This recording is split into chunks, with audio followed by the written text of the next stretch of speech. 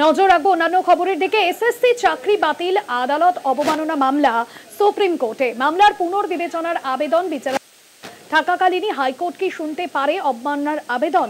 মামলার শুনানি শেষ, ইতিমধ্যেই রায়দান স্থগিত রাখা হয়েছে। প্রায় 26,000 চাকরি বাতিল মামলায় উত্তরপত্র প্রকাশ এবং বেতন ফেরতের যে বিষয়, সেই বিষয় কোথায় হবে, হাইকোর্ট না সুপ্রিম কোর্টে? এসএসসি চাকরি বাতিল, আদালত অবমাননা মামলা সুপ্রিম কোর্টে।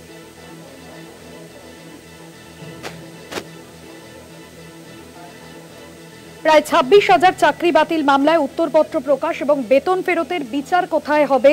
আদালত অবমাননার মামলার শুনানি হাইকোর্টে না সুপ্রিম কোর্টে হবে, তা নিয়ে ইতিমধ্যেই প্রশ্ন উঠছে এবং এই সংক্রান্ত বিষয়ের শুনানি ইতিমধ্যেই শেষ হয়ে গিয়েছে। রায় ঘোষণা স্থগিত রেখেছে আদালত।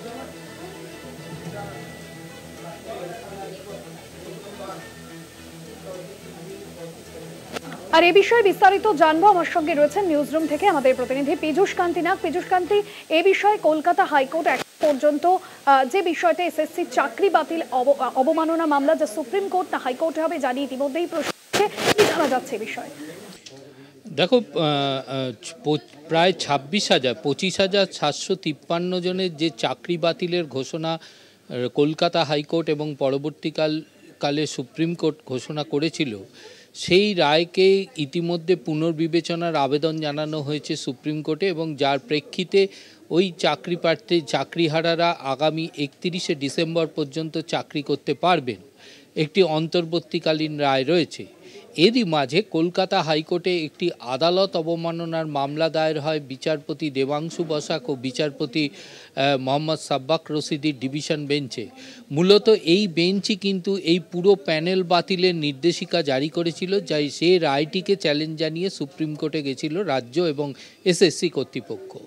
মূলত এই আদালত অবমাননার মামলায় মূলত যে দাবি করা হয়েছে যে এখনো পর্যন্ত যারা অযোগ্য প্রার্থী, ঘোষিত অযোগ্য প্রার্থী এবং এসএসসির ওয়েবসাইটে যাদের নাম রয়েছে, তাদের বেতন ফেরতের ব্যাপারে শিক্ষা দপ্তর, এসএসসি কর্তৃপক্ষ এখনও কোনো ব্যবস্থা নেয়নি। কারণ এর নির্দিষ্ট সময়সীমা ধার্য করে দিয়েছিল এই কলকাতা হাইকোর্টের বিচারপতি দেবাংশু বসাকের বেঞ্চ। এছাড়াও সিবিআই এর প্রতি যে নির্দেশ ছিল, সেই নির্দেশও মানা হয়নি।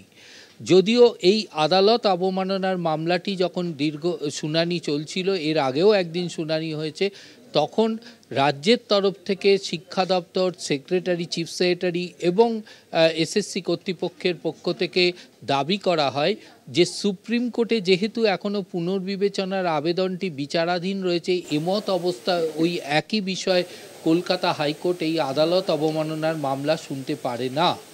যদিও আইনজীবী বিকাশ রঞ্জন ভট্টাচার্যের দাবি যে মূল মামলার রায় দিয়েছিল কলকাতা হাইকোর্ট এবং সেই রায়ের ওপরে সংশোধনী এনেছে সুপ্রিম কোর্ট, অর্থাৎ রায়টিকে পুরো রায়টিকে কিন্তু সুপ্রিম কোর্ট পরিবর্তন ঘটায়নি, শুধুমাত্র সেই রায়ের সংশোধনী এনেছে এবং মূল রায়টিকে সুপ্রিম কোর্ট কিন্তু বহাল রেখেছে।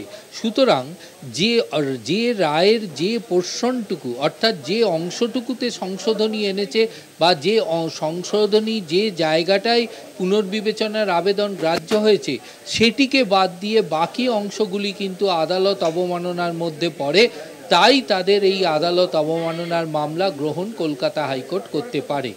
দুপক্ষের বক্তব্য শোনার পর বিচারপতি দেবাংশু বসাক রায় যে রায় এই আদালত অবমাননার মামলা কলকাতা হাইকোর্ট শুনতে পারবে কি পারবে না সেই বিষয়ে রায়দান স্থগিত রেখেছেন।